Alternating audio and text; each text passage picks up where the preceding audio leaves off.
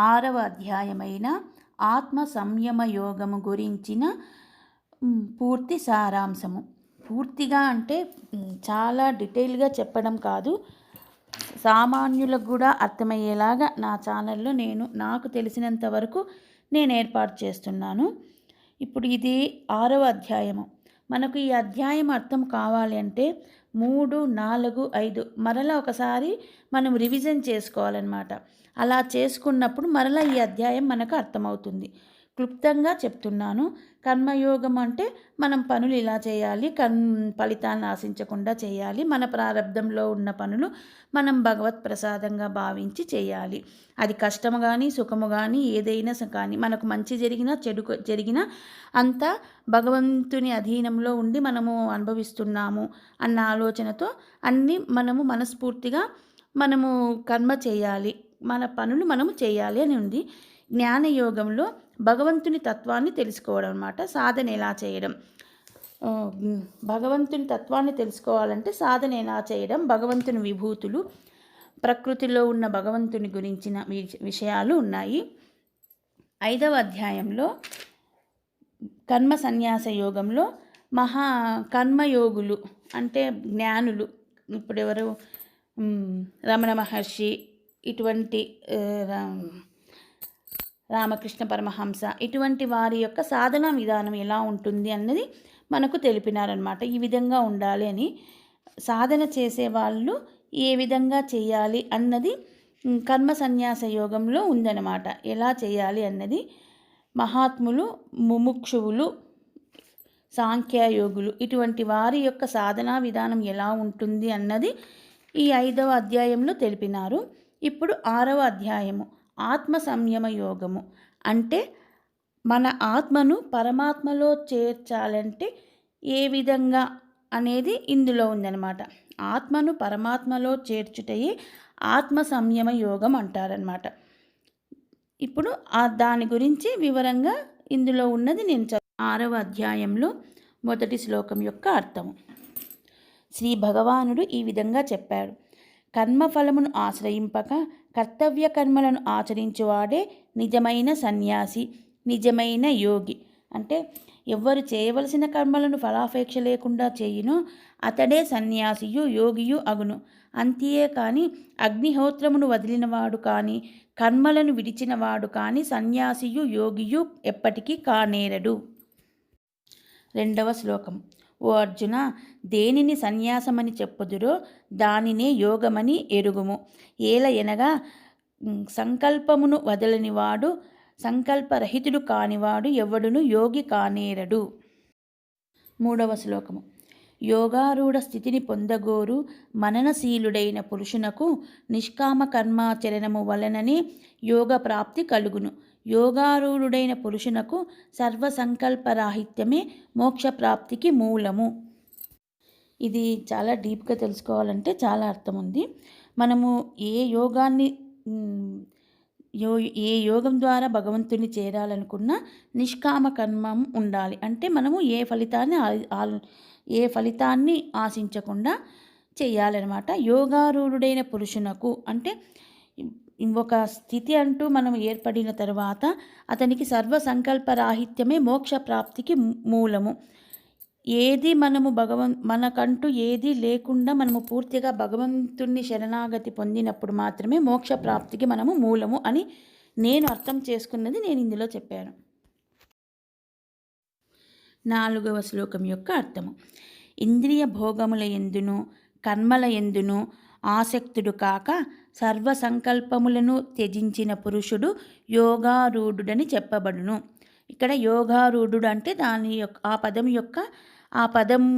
యొక్క అర్థము ఇచ్చారనమాట. ఆ వ్యక్తి ఎలా ఉంటాడు? యోగారూఢుడు అంటే ఇంద్రియ భోగాలను వదిలేయడము, కర్మల యందు ఆసక్తి లేకుండా సర్వసంకల్పములను త్యజించిన పురుషుడు. మనసు కోరుకున్న విషయాలపై ఆసక్తిని లేకపోవడం అంటే త్యజించడం అని అర్థం అన్నమాట. 5వ శ్లోకం యొక్క అర్థము. మనుజులు ఈ సంసార సాగరము నుండి తమను తామే ఉద్ధరించుకొనవలెను, తమకు తామే అధోగతి పాలు కారాదు. ఏలనైనా లోకములో వాస్తవముగా తమకు తామే మిత్రులు, తమకు తామే శత్రువులు. అంటే మనల్ని ఎవరో వచ్చి ఉద్ధరిస్తారని కాదు, మనకు మనమే ఉద్ధరించుకోవాలన్నమాట. మనము సాధనలో భగవంతుణ్ణి చూడగలగాలి. ఎవరో వచ్చి మనకు ఆ స్థితి తెప్పిస్తారని కాదు, నీ ప్రయత్నంతో నువ్వు ఆ స్థితికి చేరుకోవాలి. మనకు మనమే మిత్రులము, తమకు తామే శత్రువులు అని అర్థం అన్నమాట. మన మనసే మనకు మిత్రుడు, మన మనసే మనకు శత్రువు. ఇది ముందు ముందు ఇంకా వివరంగా చెప్తాడు. 6వ శ్లోకం యొక్క అర్థం. మనస్సును, ఇంద్రియములను, శరీరమును జయించిన జీవుడు తనకు తానే మిత్రుడు, అట్లు జయింపని వాడు తనకు తానే శత్రువు. అనగా జితేంద్రియునకు మనస్సు, ఇంద్రియములు, శరీరము భగవత్ప్రాప్తి సిద్ధికై మిత్రుని వలె సహకరించును. అట్లుగాక జితేంద్రియుడు కాని వానికి మనస్సు, ఇంద్రియములు, శరీరము శత్రుల వలె ప్రవర్తించి లక్ష్య సాధనకు అవరోధకముగా నిలుచును. దీని అర్థం ఏమంటే, మనకు కర్మేంద్రియాలు, జ్ఞానేంద్రియాలు ఇవి రెండు మన అధీనంలో పెట్టుకొని మనము సాధన చేసినట్లయితే అది మనకు మిత్రుని వలె సహకరిస్తుంది మన మనసు. అదే మనము ఏది నియంత్రణ లేకుండా, నియంత్రణ అంటే బాహ్యంగా, అంతర్గతంగా. బాహ్యంగా అంటే శరీర నియంత్రణ, మనకు ఆహార విషయంలో కానీ ఏ విషయంలో కానీ మనము కరెక్ట్గా పాటించకుంటే మన సాధనకు అది ఆటంకం అవుతుంది. అలాగే అంతర్గతంగా అంటే మన ఆలోచనలు, మనస్సు, బుద్ధి అవి కూడా మనము నియంత్రించి భగవంతుడు చెప్పిన మార్గంలో పోతున్నప్పుడు మన సాధనకు మన మనసు అడ్డు రాదు అని అర్థం అన్నమాట. 7వ శ్లోకము. శీతోష్ణములు, సుఖదుఃఖములు, మానవమానములు మొన్నగు ద్వంద్వముల యందు అంతఃకరణ వృత్తులు నిశ్చలముగా అంటే చెలింపక ఉండి స్వాధీనమైన ఆత్మగల పురుషుని విజ్ఞానమునందు సచ్చిదానందగణ పరమాత్మ చక్కగా స్థితుడై ఉండును. అనగా పరమాత్మ తప్ప అతని జ్ఞానమునందు అన్యమేదియు ఉండదు. ఇక్కడ శీతోష్ణములు అంటే కాస్త మీనింగ్ ఉంది. ఎటువంటి వాతావరణ పరిస్థితులు ఉన్నా, సుఖదుఖములు అంటే మనకు సుఖము కానీ దుఃఖము కానీ ఉన్నా, మానవమానములు మనల్ని గౌరవించే వాళ్ళు ఉంటారు, కించపరిచే వాళ్ళు ఉంటారు. ఎటువంటి విషయాలకు మనకు అంతఃకరణ ప్రవృత్తి నిశ్చలంగా ఉండాలన్నమాట. మన మనసు చెలింపకూడదు. ఆ విధంగా సాధన చేసే వ్యక్తి మనసులో భగవంతుడు సచ్చిదానంద గణ పరమాత్మ చక్కగా స్థితుడై ఉండును. అనగా పరమాత్మ తప్ప అతనికి జ్ఞానమునందు అన్యమేదియు ఉండదు. ఆ విధంగా ఉండాలి అని చెప్తూ ఉన్నారనమాట. అంటే ధ్యాన స్థితి ఈ విధంగా ఉంటుంది అని మనకు తెలుపుతున్నాడు. ధ్యాన యోగి ఈ విధంగా మనస్సు పెట్టుకోవాలి, ఉండాలి అని అర్థం. 8వ శ్లోకం. పరమాత్మ ప్రాప్తి నందిన యోగి యొక్క అంతఃకరణమునందు జ్ఞాన విజ్ఞానములు నిండి ఉండును. అతడు వికారరహితుడు, ఇంద్రియాదులను పూర్తిగా వశపరుచుకొనినవాడు. అతడు మట్టిని, రాతిని, బంగారమును సమానముగా చూచును. జ్ఞాన సాధనతో భగవంతుణ్ణి తెలుసుకున్న యోగి మట్టిని కానీ, రాయిని కానీ బంగారంతో సమానముగా చూచును. అంతటి జ్ఞానవంతుడుగా ఉంటాడనమాట. అంటే ఆ వ్యక్తి పరమాత్ముని యొక్క జ్ఞానాన్ని తెలుసుకున్న వ్యక్తి మనసు ప్రశాంతంగా ఉంటుంది అని చెప్తున్నారు. పరమాత్మ జ్ఞానము అంటే ఇక్కడ ధ్యానము చేసే వ్యక్తి యొక్క మానసిక పరిస్థితి పూర్తిగా భగవంతుని ధ్యానంలో ఉండిపోతుంది. జ్ఞానపరంగా అంటే భగవంతుని విభూతులు, అతని మహిమలు, లీలలు ఇవన్నీ తను బాగా అవగాహన చేసుకొని ఉంటాడనమాట. ఆ విధంగా శాస్త్రాలలో తెలుసుకున్న విషయాలన్నీ తను బాగా అవగాహన చేసుకున్న వ్యక్తి ప్రశాంతంగా ఉంటాడు అని అర్థము. 9వ శ్లోకం యొక్క అర్థము. సుహృదుల యందును, మిత్రుల యందును, శత్రువుల యందును, ఉదాసీనుల యందును, మధ్యస్థుల యందును, ద్వేషింపదగిన వారి యందును, బంధువుల యందును, ధర్మాత్ముల యందును, పాపుల యందును సమబుద్ధి కలిగి ఉండువాడు మిక్కిలి శ్రేష్ఠుడు.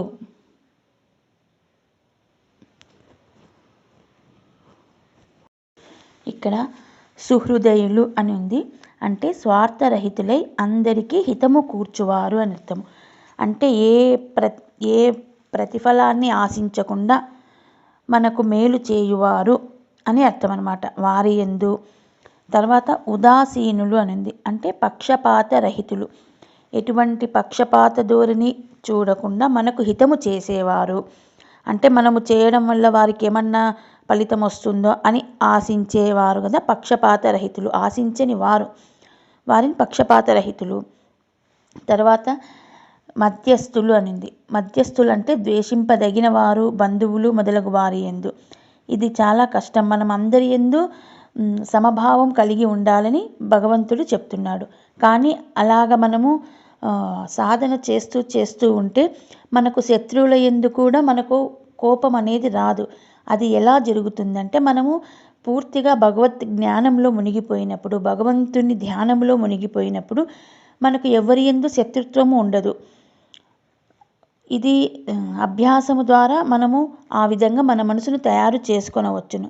మొదట మనకు బంధువుల నుంచి కానీ పాపులనందు సజ్జనులనందు పాపుల యందు సమభావము కలిగిన వాడు శ్రేష్ఠుడు.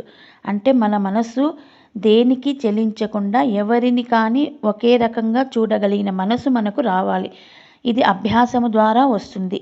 కాకపోతే చాలా కష్టము. మనము నియంత్రణ చేసుకోవడం చాలా కష్టము. కానీ మనము ఇలాగా అన్నీ తెలుసుకుంటూ ఉంటే సాధనలో భగవద్ధ్యానంలో మునిగి భగవంతుని కీర్తనలు, జ్ఞానము గురించిన అనుభవాలు, పెద్దవాళ్ళ మాటలు, సత్సంగాలు వింటూ ఉంటే మన మనస్సు అటువంటివన్నీ గ్రహింపదనమాట. శత్రుత్వంని మనము మనసులో పెట్టుకోదు. అందరి ముందు సమభావమే కలిగి ఉంటుంది. ఇది అభ్యాసం ద్వారా తప్పకుండా సాధించవచ్చు ప్రతివారు. 10వ శ్లోకం యొక్క అర్థము. శరీరేంద్రియముల మనస్సులను స్వాధీనపరుచుకొనిన వాడును, ఆశారహితుడు, భోగ సామాగ్రిని ప్రోగు చేయనివాడు అయిన యోగి ఒంటరిగా ఏకాంత ప్రదేశమున కూర్చొని ఆత్మను నిరంతరము పరమాత్మయందు లగ్నము చేయవలెను. 11వ శ్లోకం యొక్క అర్థము. పరిశుభ్రమైన ప్రదేశమున క్రమముగా దర్భాసనమును, జింక చర్మమును, వస్త్రమును ఒకదానిపై ఒకటి పరచి, అంత ఎక్కువగా కానీ తక్కువగా కానీ కాకుండా సమానమైన ఎత్తులో స్థిరమైన స్థానమును ఏర్పరచుకొనవలెను. 12వ శ్లోకం యొక్క అర్థము. ఆ ఆసనముపై కూర్చొని చిత్తేంద్రియ వ్యాపారములను వశమునందుంచుకొని ఏకాగ్రత గల మనస్సుతో అంతఃకరణ శుద్ధికై ధ్యాన యోగమును సాధన చేయవలెను. 13వ శ్లోకం యొక్క అర్థము. శరీరమును, మెడను, శిరస్సును నిటారుగా నిశ్చలముగా స్థిరముగా ఉంచి చూపులను ఏ దిక్కునకు పోనీయక తన నాసికాగ్ర భాగమునందే దృష్టిని నిలుపవలెను. 14వ శ్లోకము. ధ్యానయోగి ప్రశాంతాత్ముడై భయరహితుడై బ్రహ్మచర్య వ్రతములు పాటించుచు మనోనిగ్రహముతో మత్పరాయణుడై నిశ్చలుడై ఉండవలెను. 15. మనోనిగ్రహశాలి అయిన యోగి నిరంతరము పరమేశ్వరుడనైన నా స్వరూపమునందే ఆత్మను ఈ విధముగా లగ్నమునర్చి నా యందున్న పరమానందమునకు పరాకాష్ఠ రూపమైన శాంతిని పొందును. అంటే ధ్యానము మనము ఎలా చేయాలని చెప్పారనమాట. ఎటువంటి వాతావరణాన్ని మనము కల్పించుకొని ధ్యానము చేయాలని చెప్పినారు. ఇప్పుడు 16వ శ్లోకము. అర్జున, ఈ ధ్యాన యోగము అధికముగా భుజించువానికిని బొత్తిగా భుజింపని వానికిని అట్లే అధికముగా నిద్రించువానికిని బొత్తిగా నిద్రించక ఎల్లప్పుడూ మేలుకొని ఉండువానికిని కలుగదు. 17వ శ్లోకం యొక్క అర్థం. మితమైన ఆహారము విహారము గలవాడును, కర్మలయందు మితమైన ప్రవర్తన గలవాడును, మితమైన నిద్ర జాగరణము గలవాడునగు మనుజునకు యోగము జనన మరణాది సంసార దుఃఖములను పోగొట్టున్నదిగా అగుచున్నది. ఆహార విషయముల యందును కర్మాచరణముల యందును జాగ్రత్త స్వప్నావస్థల ఎందును యథాయోగ్యముగా ప్రవర్తించువానికి దుఃఖ నాశనమగు ధ్యాన యోగము సిద్ధించును. 18వ శ్లోకం యొక్క అర్థం. చిత్తమును పూర్తిగా వశమునందుంచుకొని దానిని పరమాత్మయందే స్థిరముగా నిలిపినప్పుడు పురుషుడు సర్వభోగముల యందును స్పృహరహితుడగును. అప్పుడతడు యోగయుక్తుడనబడును. ఎప్పుడు మనసును బాగుగా నిగ్రహింపబడినది అయిన ఆత్మయందే స్థిరముగా నిల్చునో, మరియు ఎప్పుడు యోగి సమస్తములైన కోరికల నుండి నివృత్తుడగునో అప్పుడే అతడి యోగ స్థితిని పొందినవాడని చెప్పబడును. చిత్తమును పూర్తిగా వశమునందుంచుకొని దానిని పరమాత్మయందే స్థిరముగా నిలిచినప్పుడు పురుషుడు సర్వభోగముల యందును స్పృహరహితుడగును. అప్పుడతడు యోగయుక్తుడనబడును. 19వ శ్లోకం యొక్క అర్థం. గాలి లేని చోటునున్న దీపమే ప్రకారము కదలక నిశ్చలముగా నుండునో ఆ ప్రకారమే ఆత్మధ్యానమును నిమగ్నమైయున్న యోగి యొక్క స్వాధీనపడిన చిత్తమును నిశ్చలముగా నుండును. కనుకనే యోగి యొక్క నిశ్చల మనస్సునకు అట్టి గాలి లేని చోట గల దీపము దృష్టాంతముగా చెప్పబడినది. పరమాత్మ ధ్యానమున నిమగ్నమై ఉన్నప్పుడు నిర్వికారముగా నిశ్చలముగా నుండును. 20వ శ్లోకం యొక్క అర్థము. ధ్యానయోగ సాధనచే నిగ్రహింపబడిన చిత్తము ఉపరతిని పొంది పరమాత్మను ధ్యానించుట ద్వారా పవిత్రమైన సూక్ష్మబుద్ధితో ఆ భగవానుని సాక్షాత్కారింపచేసుకొని యోగి ఆ సచ్చిదానందగణ పరమాత్మయందే సంతుష్టుడగుచున్నాడు. 21. బ్రహ్మానందానుభవము ఇంద్రియాతీతమైనది. పవిత్రమైన సూక్ష్మబుద్ధి ద్వారా మాత్రమే గ్రాహ్యమైనది. ఆ బ్రహ్మానందమును అనుభవించుచు దానియందే స్థితుడైయున్న యోగి పరమాత్మ స్వరూపము నుండి ఏమాత్రము విచలితుడు కానేరడు. 22. పరమాత్మ ప్రాప్తి రూపలాభమును పొందినవాడు అనగా భగవత్ సాక్షాత్కారమును పొందినవాడు మరే ఇతర లాభమును కూడా దానికంటే అధికమైన దానినిగా తలంపడు. బ్రహ్మానందానుభవ స్థితిలోనున్న యోగిని ఎట్టి బలవద్ దుఃఖములను చెలింపజేయజాలడు. ఎటువంటి బలవద్ దుఃఖములను చెలింపజేయజాలవు. 23. దుఃఖరూప సంసార బంధముల నుండి విముక్తిని కలిగించు ఈ స్థితిని భగవత్ సాక్షాత్కార రూపస్థితిని యోగము అని తెలియవలెను. అట్టి యోగమును దృఢమైన ఉత్సాహపూరితమైన అనిర్విన్నం విసుగులేని చిత్తముతో నిశ్చయముగా సాధన చేయవలెను. 24, 25 శ్లోకాల యొక్క అర్థం. సంకల్పము వలన కలిగెడు కోరికలన్నింటినీ సంపూర్తిగా విడిచిపెట్టి మనసుచే ఇంద్రియములను నలుప్రక్కల నుండి బాగుగా నిగ్రహించి ధైర్యముతో కూడిన బుద్ధిచే మెల్లమెల్లగా బాహ్య ప్రపంచము నుండి ఆ మనసును మరలించి అంతరంగమున విశ్రాంతి నొందవలెను. ఉపరతిని బడయవలెను మరియు మనస్సును ఆత్మయందు స్థాపించి ఆత్మేతరమగు దేనిని కూడా చింతింపక ఉండవలెను. 20 నుంచి 23వ శ్లోకము మరొకసారి. యోగాభ్యాసము చేత నిగ్రహింపబడిన మనస్సు ఎచట పరమశాంతిని పొందుచుండునో, ఎచట పరిశుద్ధమైన మనస్సుచే ఆత్మను సందర్శించుచు యోగి తనయందే ఆనందమును బడియుచుండునో, ఎచటయున్న వాడై యోగి ఇంద్రియములకు గోచరము కానిదియు బుద్ధిచే గ్రహింపబడదగనిదియు అంతము లేనిదియు నగు సుఖమును అనుభవించుచుండునో, మరియు స్వానుభవము నుండి ఏమాత్రము చెలింపకుండునో, దేనిని పొందిన పిదప ఇతరములకు ఏ లాభమును అంతకంటే గొప్పదానినిగా తలంపకుండునో, దేనియందును మహత్తర దుఃఖముచే కూడా చెలింపకుండునో, దుఃఖ సంబంధము లేశమైనను లేని అట్టి స్థితినే యోగము అని అంటారు అని అనవలెను. ఆత్మైక్యము ఆత్మ సాక్షాత్కారము అని ఎరుగవలెను. అట్టి సాక్షాత్కార రూప యోగము దుఃఖముచే కలత నొందని ధీర మనస్సుచే పట్టుదలతో సాధింపదగి ఉన్నది. సాధన ఎలా చేయాల్సింది చెప్తున్నారు. మొదట మనం యోగాభ్యాసం చేత మన శరీరాన్ని నిటారుగా ఉంచేది మనం నేర్చుకోవాలి. తర్వాత ఇంద్రియాలను మనము ఎలాగ కంట్రోల్ చేసుకొని మన మనస్సు మన చూపు నాసికాగ్రము నందు ఎలా నిలబెట్టాలి, ఆ విధంగా ధ్యానము బాహ్య విషయాలన్నీ వదిలేసి కేవలం మనసును అంతర్గతంగా, దృష్టిని అంతర్గతంగా మనము చేసుకొని భగవద్ధ్యానంలో మునిగిపోవాలని ఈ విధంగా ధ్యానము గురించి ఇందులో ఎక్కువగా ఉంది. అంటే ఈ ధ్యానము అంటే ఇది ఆత్మ సంయమ యోగం, అంటే మన మనస్సును ధ్యానముతో భగవంతుణ్ణి చేర్చమన్నమాట.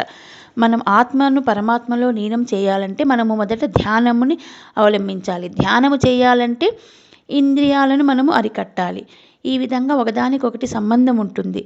మనము ఏ కోరికలు లేకుండా మనసుని ఏర్పాటు చేసుకొని ధ్యానావస్థకు పోవాలి. ఇది ధ్యాన యోగం యొక్క అర్థము. ఇందులో అంతా ధ్యానం గురించి ఉందన్నమాట. 26వ శ్లోకము. చపల స్వభావము కలదియో నిలుకడ లేనిదియు అగు మనసు ఎచ్చటెచ్చట ఏ ఏ విషయములందు సంచరించునో అచ్చటచ్చట నుండి దానిని మరలించి ఆత్మయందే స్థాపితము చేయవలెను. ఆత్మకధీనముగా నర్పవలెను. 27. ప్రశాంత చిత్తుడును కామక్రోధాది రజోగుణ వికారములు లేనివాడును బ్రహ్మరూపమును పొందినవాడును దోషరహితుడునగు ఈ ధ్యాన యోగిని సర్వోత్తమమగు సుఖము ఆత్మానందము పొందుచున్నది కదా, అట్లు పొందుట శాస్త్ర ప్రసిద్ధమని భావము. 28. ఈ ప్రకారముగా మనసు నెల్లప్పుడును ఆత్మయందే నిలుపుచు దోషరహితుడగు యోగి బ్రహ్మానుభవ రూపమైన పరమసుఖమును సులభంగా పొందుచున్నాడు. 29. యోగముతో కూడుకొనిన మనసు కలవాడు ఆత్మైక్యము నొందిన యోగి సమస్త చరాచర ప్రాణి కోట్లయందును సమదృష్టి కలవాడై తన్ను సర్వభూతములయందు వానిగను సర్వభూతములను తన యందున్నవిగను చూచుచున్నాడు. 30. ఎవడు సమస్త భూతములయందును నన్ను చూచుచున్నాడో మరియు నాయందు సమస్త భూతములను గాంచుచున్నాడో అట్టివానికి నేను కనబడకపోను, నాకతడు కనబడకపోడు. ఇక్కడ ధ్యాన స్థితిలో ఉన్న వ్యక్తి ఏ విధంగా ఉంటాడు అన్నది భగవంతుడు వివరిస్తున్నాడనమాట 30వ శ్లోకంలో. ఇప్పుడు 31. ఎవడు సమస్త భూతములందును నన్ను అభేద బుద్ధి అంటే సర్వత్రా ఒకే పరమాత్మయను భావము కలిగి సేవించుచున్నాడో అట్టి యోగి ఏ విధముగా ప్రవర్తించుచున్నవాడైనను సమాధి నిష్ట ఎందున్నను లేక వ్యవహారము సలుపుచున్నను నాయందే ఆత్మయందే ఉండువాడగుచున్నాడు.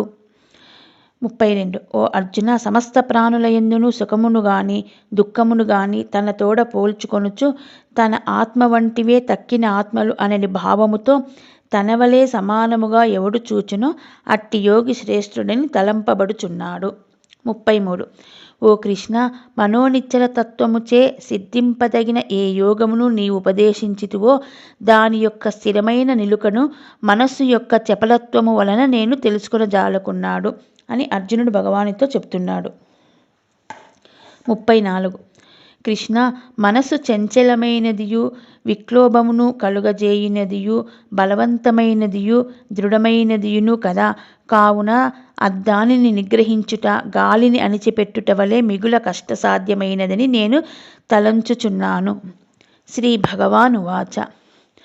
గొప్ప బాహులు గల ఓ అర్జున, మనసు నిగ్రహించుట కష్టమే మరియు మనసు చంచలమైనదే, ఇలా ఎలాంటి సంశయము లేదు. అయినను అభ్యాసము చేతను వైరాగ్యము చేతను అది నిగ్రహింపబడగలదు. 36. నిగ్రహింపబడని మనస్సు గల వాని చేత యోగము బ్రహ్మైక్యము పొంద శక్యము కానిది అని నా అభిప్రాయము. స్వాధీనమైన మనసు కలిగి ప్రయత్నించు వాని చేతను ఉపాయముచే అది పొంద శక్యమై ఉన్నది. 37. అర్జున ఉవాచ. కృష్ణ, శ్రద్ధతో కూడియున్నవాడును కానీ నిగ్రహశక్తి లేని వాడగుటచే యోగము నుండి జారిన మనస్సు గల వాడునగు సాధకుడు యోగ సిద్ధిని ఆత్మసాక్షాత్కారమును పొందజాలక మరి ఏ గతిని పొందుచున్నాడు. 38.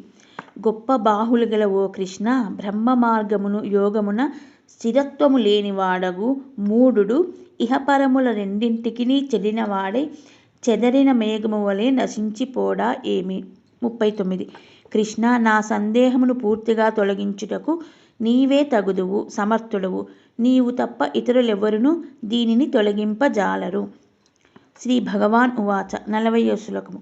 ఓ అర్జున, అట్టి యోగ భ్రష్టునకి లోకమందు గాని పరలోకమందు గాని వినాశము కలుగనే కలగదు. నాయన, మంచి కార్యములు చేయువాడెవడును దుర్గతిని పొందడు కదా. 41. యోగ భ్రష్టుడు మరణానంతరము పుణ్యాత్ముల లోకమును పొంది అట అనేక సంవత్సరములు నివసించి తదుపరి పరిశుద్ధులైనట్టి సదాచారవంతులైన శ్రీమంతుల యొక్క గృహమునందు పుట్టుచున్నాడు. 42. లేక ఉత్తమ తరగతి యోగి అయినచో జ్ఞానవంతులగు యోగుల యొక్క వంశమందే జన్మించుచున్నాడు. ఈ ప్రకారమగు జన్మము లోకమున మహా దుర్లభమైనది. 43. ఓ అర్జున, అట్లాతడు యోగుల వంశమున జన్మించి పూర్వదేహ సంబంధమైన యోగ విషయమైన బుద్ధితోటి సంపర్కమును పొందుచున్నాడు. అట్టి యోగ సంపర్కము వలన అతడు సంపూర్ణ యోగ సిద్ధి మోక్షము కొరకై మరలా తీవ్రతర ప్రయత్నమును సలుపుచున్నాడు. 44.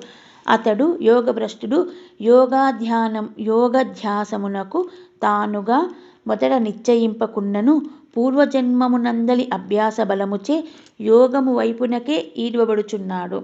యోగము నెరుంగ దలంప గలవాడైనంత మాత్రము చేతనే, యోగాభ్యాసము చేయ నిశ్చయించ మాత్రము చేతనే వేదముల యందు చెప్పబడిన కర్మానుష్ఠాన ఫలమును మనుజుడు దాటవేయుచున్నాడు. 45.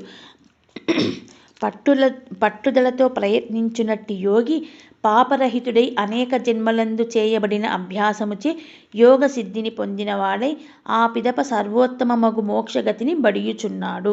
46.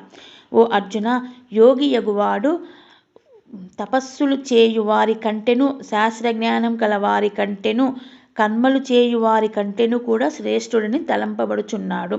కాబట్టి నీవు యోగివి కమ్ము. యోగులందరిలోన ఎవడు నాయందు మనస్సు నిలిపి శ్రద్ధతో నన్ను ధ్యానించుచున్నాడో అట్టివాడు శ్రేష్ఠుడని నా అభిప్రాయము. అంటే మనము సాధన చేస్తూ ఉన్నప్పుడు, ధ్యాన సాధన ఏదైనా ఆధ్యాత్మిక సాధన చేస్తూ ఉన్నప్పుడు అనుకోకుండా మరణించినా లేకపోతే యోగ భ్రష్టత్వము చెందినా కానీ అటువంటి వ్యక్తి ఏ విధంగా మరలా భగవంతుణ్ణి చేరుతాడని భగవానుణ్ణి అర్జునుడు అడిగినాడు. అప్పుడు భగవానుడు చెప్పిన సమాధానం, ఎవరు ఎంత సాధన చేశారో అంతవరకు ఆ ఫలితాన్ని తప్పకుండా అనుభవిస్తారు. తరువాత మళ్ళా సాధన చేయడానికి తగిన ప్రదేశంలో భగవంతుడు మనల్ని అందులో పుట్టిస్తాడనమాట.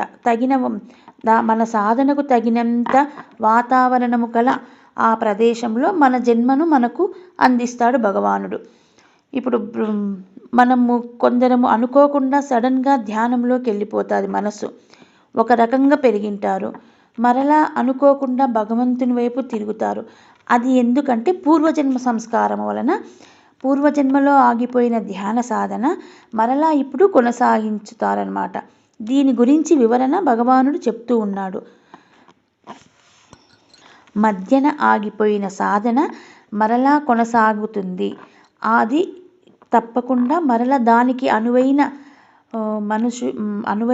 మనుషుల మధ్యన ఆ వ్యక్తిని పుట్టిస్తాడు అని భగవానుడు చెప్తున్నాడు. అక్కడి నుంచి మరలా ధ్యాన సాధన మొదలవుతుంది. ఇప్పుడు మనము ఆధ్యాత్మిక సాధనలో ఉంటారు కదా కొందరు మహాత్ములు, ఋషులు, మహానుభావులు, యోగులు. ఇటువంటి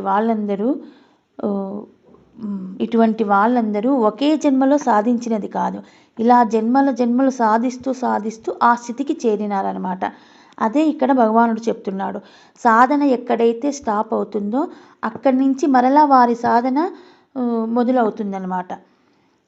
మరలా జన్మలో అక్కడి నుంచి వాళ్ళ సాధన మరలా మొదలవుతుంది అని భగవానుడు వివరిస్తున్నాడు. ఈ 6వ అధ్యాయం అంతా ధ్యాన సాధన అన్నమాట. ధ్యానముతో భగవంతుణ్ణి చేరుకోవడము, అది ఎటువంటి వాతావరణం మనం ఏర్పరచుకోవాలి, మన మనసు ఎలా తయారు చేసుకోవాలి ధ్యానానికి అన్నది ఇందులో ఉంది. తర్వాత ధ్యానములో స్టాప్ అయి ఉంటుంది కదా, మనకు ప్రారబ్ధవశంగా చనిపోవడం కానీ లేక యోగ భ్రష్టత్వం కానీ జరుగుతుంది కదా, అటువంటి వారికి కూడా ఎటువంటి జన్మ లభిస్తుంది అన్న విషయం కూడా ఇందులో ఉందన్నమాట. అంటే ఇది ఆత్మను పరమాత్మలో లీనము చేయడానికి ఆత్మను పరమాత్మలో లీనం చేయడానికి ధ్యాన స్థితిని ఇందులో ఉందన్నమాట 6వ అధ్యాయంలో. అందుకే దీన్ని ఆత్మ సంయమ యోగము అన్నారు. ఈ 6వ అధ్యాయం అంతా ధ్యాన యోగం అన్నమాట. ఈ ధ్యానము ద్వారా భగవంతుణ్ణి చేరుకునే విధానము ఈ విధంగా ఉంటుంది అని ఇందులో వివరంగా చెప్పాడు. ఈ ధ్యానములో మనము ఆగిపోయినప్పుడు, ఏ కారణాల వల్లవైనా మన ధ్యానము నిలిచిపోయినప్పుడు, అది మరు జన్మలో మనము అక్కడి నుంచి మళ్ళీ మనకు జన్మ ఏర్పడుతుంది. అందుకు తగిన వాతావరణము గల ఆ వంశంలోనే మనల్ని భగవంతుడు పుట్టేలాగా చేస్తాడనమాట. అక్కడి నుంచి ధ్యాన సాధన కొనసాగుతుంది. అంటే ఒక జన్మలో స్టాప్ అయినది మరో జన్మలో కూడా దాన్ని కొనసాగింపు ఉంటుంది అన్న వివరం ఇందులో తెలుపుతున్నారు. ఇదంతా ధ్యాన యోగము. ధ్యానంతో మన ఆత్మను పరమాత్మలో లీనము చేయడము ఈ సాధన అన్నమాట. దీనినే యోగము, సాధనని యోగము అంటారు. ధ్యాన సాధనను ధ్యాన యోగము అంటారు. ఇప్పుడు పద్మపురాణంలో ఉన్న విషయము. గీతా అధ్యాయం చదవడం వల్ల, ఈ అధ్యాయం వల్ల మోక్ష ప్రాప్తి ఎలా కలిగింది అన్నది దీనిలో ఉంది అన్నమాట. ఇప్పుడు గీతానాం 6థమధ్యాయం జపామి ప్రత్యహం నృప తేనైవ తేజోరాశిర్మే సురానామపి దుస్సహ. పూర్వము జానాశ్రుతి అనే రాజు ధర్మబుద్ధితో ప్రజాహితముగా పాలించుచుండెను. అతడు తన భవనము పైన విహరిస్తుండగా ఆకాశ మార్గాన్న పోతున్న హంసలలో ఒక కొంటె హంసను, ఒక వృద్ధ హంస పుణ్యాత్ముడగు జానాశ్రుతి మహారాజు ముందు అవినయముగా ప్రవర్తించవచ్చునా అని మందలింప, ఆ కొంటె హంస బ్రహ్మవేత్త రైక్వుని కంటే గొప్పవాడా అని విన్నాడు. వెంటనే మంత్రిని పిలిచి రైక్వుని వెతికి తీసుకొని రమ్మని ఆజ్ఞాపించాడు. ఎన్నో పుణ్యక్షేత్రాలు వెతికి చివరకు కాశ్మీర దేశంలో ఒక దేవాలయంలో గుమ్మం వద్ద కూర్చున్న రైక్వుని దర్శించి ఈ విషయం రాజుగారికి విన్నవించారు. జానాశ్రుతి పెక్కు కానుకలు వెంట తీసుకొని రైక్వుని దర్శించి వాటిని సమర్పించగా అతడు ఆ కానుకలను తిరస్కరించాడు. తర్వాత జానాశ్రుతి రైక్వుని ద్వారా వైరాగ్య ప్రభావం తెలుసుకున్నాడు. గీత 6వ అధ్యాయం పారాయణ వల్ల ఈ వైరాగ్యం రైక్వునికి కలిగినదని ఎరిగి జానాశ్రుతి కూడా నిత్యం ఈ అధ్యాయం పారాయణ చేసి ముక్తి పొందాడు. ఇది పద్మపురాణంలో ఉన్నది ఉన్నట్లు నేను చదివాను. మనము చదవడం వల్ల, కేవలం చదవడం వల్లే మనకు మోక్షం రాదు. దాన్ని ఆచరించాలి. ఆచరించి మనకు అభ్యాస యోగము ద్వారా మనము దాన్ని ఆచరించినప్పుడు మాత్రమే మనకు మోక్షం అనేది ఏర్పడుతుంది. కేవలం పారాయణ చేయడం వల్ల కాదు, మనము తెలుసుకోవడానికి ఇందులో ఇచ్చి ఉంటారు. ఇలా పారాయణ అంటే అందులో మునిగిపోవాలన్నమాట. మనం ఆ ధ్యాన స్థితిలో మునిగిపోయినప్పుడు మాత్రమే మనకు మోక్షం ప్రాప్తిస్తుంది. ఇది వింటా ఉంటే మనకు ఎప్పుడో ఒకసారి దాని మీద మనసు ఏర్పడుతుంది. కనుక ఇలా కథలలాగా మనకు పురాణాలలో పెట్టి ఉంటారు పెద్దవారు. అంతేకాని ఇది చదివినాము మనకు ఏ ఫలితము రాలేదని మాత్రం అనుకోకూడదు. అలా చదవంగా మన మనస్సు అలవాటు పడిపోతుంది భక్తికి.